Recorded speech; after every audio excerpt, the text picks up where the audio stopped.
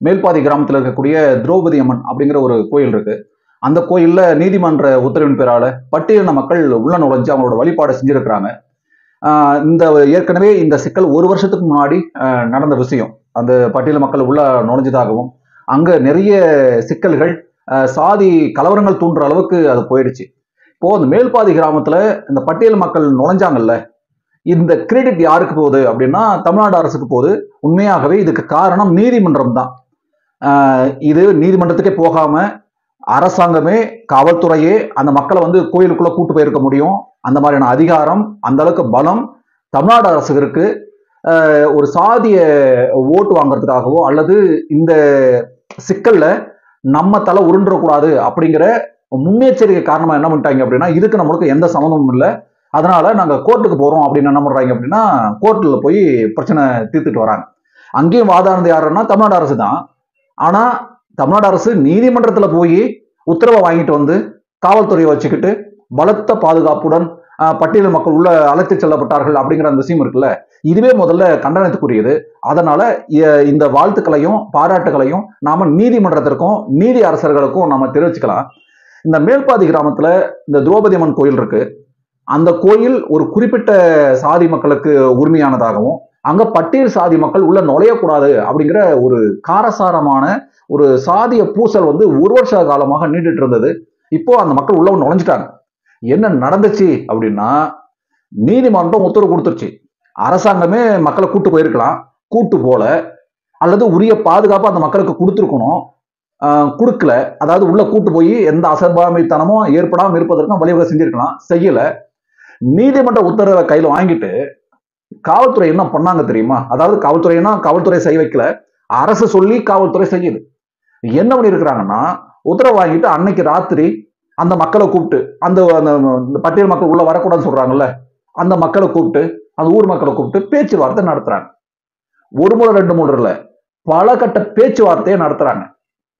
பேச்சுவார்த்தை நடத்த வேண்டிய தேவையே கிடையாது. முதல்ல நீங்க மக்களை கூட்டு போயிருக்கணும், கூட்டு போல, நீதிமன்றத்துக்கு போறீங்க, நீதிமன்றம் உத்தரவு போயிடுச்சு அந்த மக்கள் போலாம் அப்படின்னு. இப்போ அந்த எதுக்கு இன்னொரு சாதி மக்கள் கிட்ட பேச்சுவார்த்தை நடத்த வேண்டிய தேவை எங்க இருக்கு? அப்போ இங்க என்ன வந்துருச்சு அப்படின்னா, நேரடியாகவே நீங்க அனுமதி கொடுத்தா அந்த மக்களை உள்ள கூட்டு போறோம் அப்படின்ட்டு ஒரு பார்வை வந்துருது. இல்ல இல்ல, நாங்க அப்படி பண்ணல, எந்த வகையான சிக்கல்கள் வந்துடக்கூடாது, சமரசம் ஏற்படட்டும், அந்த மக்களை ஒற்றுமையா இருக்கட்டும் அப்படிங்கிற கண்ணோட்டத்துல தான் நாங்க வந்து காவல்துறையை வச்சு இப்படியான ஒரு முன்னெடுப்பை செஞ்சோம் அப்படின்னு அரசு சொல்லுச்சுன்னா, இது அப்பட்டமான நாடகம். இது நீங்க கூட்டு போக வேண்டிய விஷயத்த நீதிமன்றத்துல போய் உத்தரவு வாங்கிட்டு வந்தேன் அப்படி சொல்றதே, அது இன்னும் சொல்ல போனா அந்த வீடியோல நீங்க பார்த்திருப்பீங்க. அந்த பெண்கள்லாம் எதிர்த்தரப்புல இருக்கக்கூடிய பெண்கள் அந்த கோயிலுக்குள்ள போகக்கூடிய பட்டியலின பெண்கள் கிட்ட சண்டைக்கு இருக்கிறாங்க, பம்புக்கு இருக்கிறாங்க, தேவையில்லாத வார்த்தைகளை பேசுறாங்க. அப்ப அங்க இருந்த காவல்துறையில போய் என்ன பண்றாங்க, போலீஸ்காரங்க என்ன பண்றாங்க அப்படின்னா, இந்த மாதிரி பிரச்சனை பண்ணக்கூடாது, நீதிமன்ற உத்தரவு அப்படிங்கிறாங்க. இது அவங்க கிட்ட சொல்ல வேண்டிய அவசியம் இல்லையே. எதுக்கு நீதிமன்ற உத்தரவு அப்படின்னு காவல்துறை சொல்றாங்கன்னா, இவங்க தப்பிச்சுக்கிறதுக்காக. இதை அந்த மக்கள் கிட்ட சொல்ல வேண்டிய அவசியம் இல்லை. அவங்க பிரச்சனை பண்ணாங்கன்னா அவங்களை கைது பண்ணலாம், அவங்க வழக்கு தொடக்கலாம், பப்ளிக் நியூசன்ஸா அவங்களை என்ன பண்ணலாம், சட்டத்தின் பிடியில அவங்களை கொண்டு போய் வைக்கலாம். அதை விட்டுட்டு காவல்துறை என்ன பண்ணுது, சமரசம் ஏற்படுத்துறாங்க. நம்ம இப்படியும் வச்சுக்கலாம், அங்க இரண்டு சாதி மக்கள் இருக்கிறாங்க, இரண்டு சாதி மக்கள் ஒற்றுமையா இருக்கணும், அதுதான் நம்மளோட நோக்கமும் கூட. ரெண்டு பேரும் பகையா இருந்துடக்கூடாது, அப்படியான சூழல் வருங்காலத்துல நடக்கவே கூடாது அப்படிங்கிறது நம்மளோட. ஆனா அங்க என்ன நடக்குது, இப்போ துவக்கத்துக்கு நம்ம போய் பார்த்தோம்னா, இந்த பிரச்சனை ஸ்டார்ட் ஆச்சுல்ல, இந்த கோயிலுக்குள்ள பட்டியல் மக்கள் உள்ள நுழையிறாங்க, அதனால பெரிய பிரச்சனை ஆகும்னு ஒரு பிரச்சனை ஆச்சுல்ல. அன்னைக்கு ராத்திரியே நிறைய பொதுவுடைமை இயக்க தோழர்களும் திராவிட இயக்க தோழர்களும் என்ன பண்றாங்கன்னா, அந்த மக்கள்கிட்ட போய் பேசுறதுக்கு போறாங்க. எது பட்டியலின மக்கள்கிட்ட பேச போறாங்க, என்ன பிரச்சனை அப்படின்னு. இவங்களை எல்லாம் அனுமதிக்கல யாரு, காவல்துறை. இங்க வரக்கூடாது, இங்க வந்து நீங்க உள்ள நுழையக்கூடாது அப்படின்னு. நிறைய தோழர்கள் இது ஒரு ஆவணப்படமா ஆக்கலாம் அப்படின்னு என்ன பண்றாங்கன்னா, கேமரா எடுத்துட்டு உள்ள போறாங்க. காவல்துறை அனுமதிக்கல. வேற வேற வழியில வராங்க, அனுமதிக்கல. 8, 9, 10 முறைக்கு மேல பல வழியில போய் அதை ஆவணப்படுத்தி சமூகத்துக்கு சமூக ஊடகங்கள்ல பதிவு செஞ்சாங்க. ஆனா மற்ற தோழர்கள், இந்த பட்டியல் சமூக மக்களுக்கு ஆதரவாக என்ன நடந்துச்சு அப்படின்னு தெரிஞ்சுக்கிறதுக்காக தோழர்கள் உள்ள போனா அவங்களுக்கு அனுமதி இல்லை. அன்னைக்கு ராத்திரி பாட்டாளி மக்கள் கட்சியை சேர்ந்த வழக்கறிஞர் பாலு அவர்களை உள்ள விடுறாங்க. அவர் என்ன பண்றாரு, உள்ள போய் அந்த மக்கள் எல்லாம் ஒன்னா கூப்பிட்டு உட்கார வச்சு, எதுக்கும் கவலைப்படாதீங்க, டாக்டர் ஐயா சொல்லி அனுப்புனாரு, எப்பாடு பட்டாவது உயிரை கொடுத்தாவது நம்மளோட பழக்க வழக்கங்களை எதை பட்டியலின மக்கள் இந்த கோயிலுக்குள்ள போனா தீட்டாயிடும். அது நேரடியா சொல்லாம மறைமுகமா பழக்க வழக்கங்களை நம்ம காப்பாத்துவோம், பாரம்பரியத்தை காப்பாத்துவோம், உச்ச நீதிமன்றம் போயாவது நாங்க உங்களுக்கு நீதி வாங்கி தருவோம் அப்படின்னு இவங்க சொல்றாங்க. முதல்ல கோயில் அப்படிங்கிற அந்த கான்செப்டே இந்து மதத்தோட சாராம்சம் தான் இல்லையா, அதோட வழித்தோன்றல்கள் தான். இப்ப அந்த கோயில்ல இன்னார் நுழையணும் இன்னார் நுழையக்கூடாதுங்கிறதே அது ஒரு தனி விவாதம். அது ஒரு முட்டாள்தனமான மூடத்தனமான அயோக்கியத்தனமான செயல் தான். அது நம்ம வேறொரு தளத்துல பேசிக்கலாம். நீங்க ஒரு பொது இடத்துல கோயில கட்டுறீங்க, ஒரு பொது இடத்துல இருக்கு, இல்ல அது எங்க ஊர்ல இருக்கு, உன் ஊர்ல இருக்கு, உன் நிலத்துல இருக்கா, அப்படியே உன் நிலத்திலேயே கட்டியிருந்தாலும் பட்டா நிலத்துல கட்டியிருந்தாலும் உண்டியில வச்சு பொதுமக்களை அனுமதிச்சா அது அரசு கட்டுப்பாட்டுக்கு போயிடும். இதுதான் சட்டம் சொல்லக்கூடிய விதிமுறை. இது தெரியாம ஒரு கோயிலை கட்டிக்கிட்டு என் சாதிக்கு மட்டும் தான் இது சொந்தம், இது மற்றவங்களாம் உள்ள நுழையக்கூடாது அப்படின்னு சொல்றது அயோக்கியத்தனம், அடாவடித்தனம். நான் குடியிறங்கிக்கு போனேன், ஒரு தலித்து அழுகுன பிணத்தை எடுத்து நான் தோளில் வச்சுட்டு சுமந்துட்டு போனேன், என்ன பார்த்து சாதி வெறியன்னு சொல்றாங்களே இவங்கெல்லாம் அப்படின்னு ராமதாஸ் நீங்க ஆதங்கப்படுறீங்களே, நான் தான் அம்பேத்கர் சிலையை நிறைய திறந்தேன் அப்படின்னு சொல்றீங்களே, பெரியாரோட கருத்தை திராவிட கழகத்தை விட நான் தான் ரொம்ப வீரியமா மக்கள்கிட்ட பேசிட்டு இருக்கேன், சமூக நீதிக்கு நான் தான் பாருங்க நான் தான் அப்படின்னு சொல்லக்கூடிய இந்த ராமதாஸ் தான் அங்க அந்த மக்கள்கிட்ட ஒரு சின்ன புரிதல் இல்லாம இருக்கலாங்க, ஒரு சின்ன சலசலப்பு ஏற்பட்டுக்கலாம். அதை எளிமையாக யார் தீர்த்திருக்கலாம்னா பாட்டாளி மக்கள் கட்சியை தீர்த்திருக்கலாம். அவங்கள நுழைஞ்சது தப்பு. முதல்ல ஒரு ஒரு ஒரு பிரச்சனை இருக்கு, ஒரு ஊருக்குள்ள 2 சமூகம் இருக்கு, அந்த 2 சமூகத்துக்குள்ள ஒரு சிக்கல் இருக்கு, அவங்களே சரி பண்ணிருக்கலாம். சரி நீங்க உள்ள நுழையிறீங்கள, நீங்க வழக்கறிஞர் பாலு உள்ள நுழையிறாருல, உள்ள போய் என்ன பண்ணி விட்டாரு, பகைய ரொம்ப ஆழமா விதைச்சிட்டு வந்துட்டார். ராமதாஸ் இதுவரைக்கும் அதை பத்தி கருத்து சொல்லல. இதுதான் பாட்டாளி மக்கள் கட்சியோட இருக்கக்கூடிய அநாகரிக அரசியல். பாலுவை ஏவி விடுவாங்க, காடுவெட்டி குருவை ஏவி விடுவாங்க. இதுக்கு முன்னாடி இப்ப தமிழக வாழ்வுரிமை கட்சி தலைவராக இருக்காரு வேல்முருகன், அவரை ஏவி விட்டு இருந்தாங்க. இப்படி கட்சி நிர்வாகிகளை ஏவி விட்டு சாதி கலவரத்தை தூண்டி விட்டு அல்லது சாதிய பூசல்கள் தூண்டி விட்டு அதில் குளிர் காயக்கூடிய ராமதாஸ் கிட்ட நாம் இதை நீங்க சரி பண்ணிருக்கலாமே அப்படின்னு எதிர்பார்க்கறதே முதல்ல தப்பு. இந்த மக்கள் உள்ள நுழைறாங்க, நீதிமன்றம் உத்தரவு போட்டுச்சு, இந்த மக்கள் உள்ள நுழைறாங்க.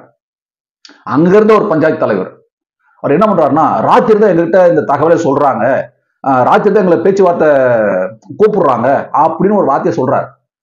தமிழக அரசு இந்த விஷயத்துல படுதோல்வி அடைஞ்சிருச்சு அப்படிங்கறத இதுவே ஒரு சாட்சியம். ஏன் அப்படின்னா, உங்களால முடியல அப்படிங்கிறதுனால நீதிமன்றத்துக்கு போனீங்க, ஒரு சிக்கல் ஏற்பட்டுருச்சு, உடனடியா தீர்க்க வேண்டிய இடத்துல அரசு இருக்கு அப்படின்னா அதை தீர்த்து இருக்கணும், அந்த மக்களை கோயிலுக்குள்ள கூட்டு போயிருக்கணும். பூட்டு போடுறது எந்த வகையில் நியாயம் இருக்கு? இது ஏதோ ஒரு முறை 2 முறை நடக்கிற சம்பவம் இல்லை, ஒவ்வொரு நாளும் ஏதோ ஒரு இடத்துல இப்படியான பிரச்சனை வந்துட்டே இருக்கு.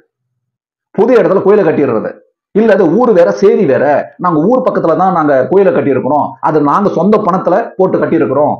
என்ன சொந்த பணத்துல கக்கு சுருமா கட்டி வச்சிருக்கீங்க, அப்படியே கட்டி வச்சிருக்கீங்க, இல்ல குளிக்கிற பாத்ரூம் ஏதாவது கட்டி வச்சிருக்கீங்களா, உங்களுக்கான பர்சனல் ப்ராப்பர்ட்டி அது, கட்டுறது கோயில், கட்டுறது புது இடம். திரும்பவும் சொல்றேன், அது பட்டா நிலமாக இருந்தாலும் 4 பேர் அங்க வரேன் அப்படின்னா அதை வச்சு ஒரு பிசினஸ் நடக்குது அப்படின்னா அல்லது அவங்க ஒரு உண்டியல் வைக்கிறீங்கன்னா அது பொதுமக்கள் அங்க புலங்குறாங்கன்னா அது முழுக்க முழுக்க யாரு கட்டுப்பாட்டுக்கு வந்துடும்? அரசு கட்டுப்பாட்டுக்கு வந்துடும், இந்து அறநிலை கட்டுப்பாட்டுக்கு வந்துடும். சரி உன் ஊர்ல இருக்கிறத வச்சுக்கிட்டோம்யா, அந்த கோயில் அவனுக்கு சொந்தமான வச்சுக்கிட்டோம். ஒருத்தன் சாமி கும்பிட உள்ள வரான் அப்படின்னா நீ உள்ள வராதுன்னு சொல்ற நீங்க, அப்ப உங்களோட இன்னொரு வேற சாதி ஐயரோ ஐயங்காரோ வேற யாராவது முதலையாரோ யாரோ ஒரு ஆள் வரான்னு வச்சுங்களேன், இதே மாதிரிதான் வேணான்னு சொல்லுவீங்களா? அப்படியா சொல்லுவீங்க? அதுல இந்த நேற்று நடந்த சம்பவத்துல அந்த பெண்கள்லாம், அந்த பட்டியல் சமூகத்து பெண்கள் எல்லாம் சாமி கும்பிட உள்ள போறாங்க. அதுக்கு எதிர்த்தரப்பில் இருக்கக்கூடிய பெண்கள் இவங்க உள்ள போயிட்டாங்க, எங்களுக்கு அந்த கோயிலே வேண்டாம், இடிச்சு தள்ளிடுங்க அப்படின்னு அந்த அம்மா சொல்லுது.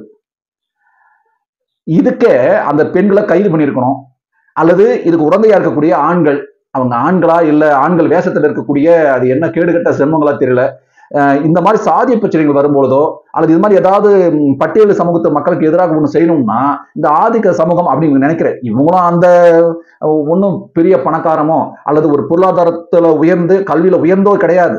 2 பேரும் ஒரே நிலையில தான் இருக்கிறாங்க. இத பல இடத்துல ராமதாச சொல்லியிருக்கிறார். இன்னும் காடு வெட்டி குரு இன்னும் ஓப்பனா என்ன சொல்றாரு அப்படின்னா, பறையர் சமூகத்தை விட பண்ணி மேய்க்கிறனை விட நாங்க கீழே இருக்கிறோம் அப்படின்னு அவரே ஸ்டேட்மெண்ட் விடுறாரு. அப்படி இருக்கும்போது நீங்க என்ன பெரிய ஆண்ட சாதி மயிர் பேண்ட சாதி, அசிங்கமா இல்லையா? அப்ப அந்த பெண் வந்துட்டு இந்த கோயிலை நாங்க இடிப்போம் அப்படின்னு சொல்றாங்க அப்படின்னா அது அந்த பெண்ணோட ஸ்டேட்மெண்ட் இல்ல, அந்த ஊரோட ஸ்டேட்மெண்ட். இன்னும் சொல்ல போனா அந்த பெண்ணை பேச வைக்கிறது யாருன்னா பாட்டாளி மக்கள் கட்சி. உடனே என்ன பண்ணுவாங்க, வெள்ளிக்கிழமை தான் திறக்க சொன்னோம், இப்பயே திறந்துட்டாங்க பாத்தீங்களா ஊ அப்படின்னு ஒரு ரகலை கிளப்புறாங்க. நீதிமன்றம் உத்தரவு போட்டுச்சு, ஒருத்தன் கோயிலுக்கு போனோமா வேணாமான்னு போறவன் முடிவு பண்ணணும்.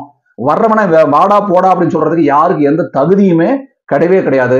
அதனால நீங்க எப்ப திறக்க சொல்றீங்களோ அப்ப திறக்கிறதுக்கு ஒன்றும் அது உன் அப்பம் விட்டு சொத்து இல்ல, பொது சொத்து. கோயில்னு வந்துட்டாவே அது பொது சொத்து.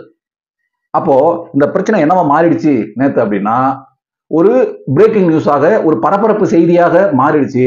ஆனா இவ்வளவு சிக்கல ஆரம்பத்துக்கு பாட்டாளி மக்கள் கட்சி ஒரு காரணம். மிக முக்கிய காரணம் யாருன்னா தமிழ்நாடு அரசு, காவல்துறையும் இவங்க எல்லாமே காரணம். என்ன அப்படின்னா சாதாரண ஒரு விஷயத்த ஊதி பூதகரமாக்கி அது ஏதோ அங்க இருக்கிற வன்னீர் மக்கள் வந்து பறையர் மக்களை கொன்றுவாங்க அப்படின்ற மாதிரியான ஒரு இவங்கள ஒரு கிரியேட் பண்ணி பாட்டாளி மக்கள் கட்சி ஒரு நாடகம் போட்டுது. அதுக்கு ஒத்து உதவுறமா நீ ஒரு நாடகம் போடு நான் ஒரு நாடகம் போடுறேன் அப்படிங்கிற மாதிரி தமிழ்நாடு அரசு ஒரு நாடகம் போட்டு அங்க ஒரு பெரிய ஒரு பரபரப்பான ஒரு இடமாக பல நாள் 144 உத்தரவை போட்டு காவல்துறை கட்டுப்பாட்டுல இருக்கு. போய் இறக்க சரி, அங்க ஒரு பிரச்சனை வருது, காவல்துறை இறக்க வேண்டிய தேவை இருக்குன்னா இறக்கலாம், தப்பு இல்லை, அதை நம்ம விமர்சிக்கல. மக்களுக்கு ஒரு பாதுகாப்புனா காவல்துறை தானே இருக்கு, நாம எப்பவுமே அதை நம்ம வலியுறுத்தி சொல்றோம். ஆனா அந்த காவல்துறையை வச்சுக்கிட்டு அந்த மக்களை உள்ள அப்பயே கூட்டு போயிருக்கலாம், இந்த பிரச்சனை இப்ப வந்திருக்காரு. இப்ப என்ன ஆகும் அப்படின்னா தேர்தல் பக்கம் வந்துருச்சுங்க. இந்த தேர்தல் பக்கம் வந்த உடனே சாதி கலவரமோ வேற ஏதாவது ஆணவ படுகொலை ஏதாவது நடந்துச்சுன்னு வச்சுங்களேன், இதை தூக்கிக்கிட்டு பாட்டாளி மக்கள் கட்சி ஒரு டிராமா பண்ணுவாங்க. அவங்க டிராமா பண்றதுக்கு எந்த மேட்டரும் இல்லை. இப்ப இது நடந்துச்சு பாத்தீங்களா, இந்த நேரத்தை பார்த்து நீதிமன்ற உத்தரவை நாங்க நிறைவேற்றுகிறோம் அப்படின்னு தமிழ்நாடு அரசு சொல்லித்துல இப்ப பாட்டாளி மக்கள் கட்சிக்காரன் ஆரம்பிச்சிருவான். வாங்க நாம வந்து ஒரு 18% இடஒதுக்கீடு வாங்குறவங்களா அல்லது போட்டு பார்த்துருவோம் வாங்க அப்படின்னு ஒரு காலத்துல 115 சாதியை என்னமோ கூப்பிட்டு ஒரு ஒரு பட்டியல் மக்களுக்கு எதிராக ஒரு கூட்டமைப்பை ஒருங்கிணைச்சார்ல, அப்படியும் கூட்டமைப்பை சேர்த்துக்கு ஒரு வாய்ப்பு இருக்கு. உண்மையாகவே இந்த மேல்பாதி கிராமத்தில் நடக்கக்கூடிய இந்த பிரச்சனை அப்படிங்கிறது சின்ன பிரச்சனை. இதை ஊதி பெருசாக்கி இன்னைக்கு ஏதோ ஒரு இவ்வளவு கொடூரமான பேச்சு பொருளா மாறத்துக்கு 2 பேர் காரணம்.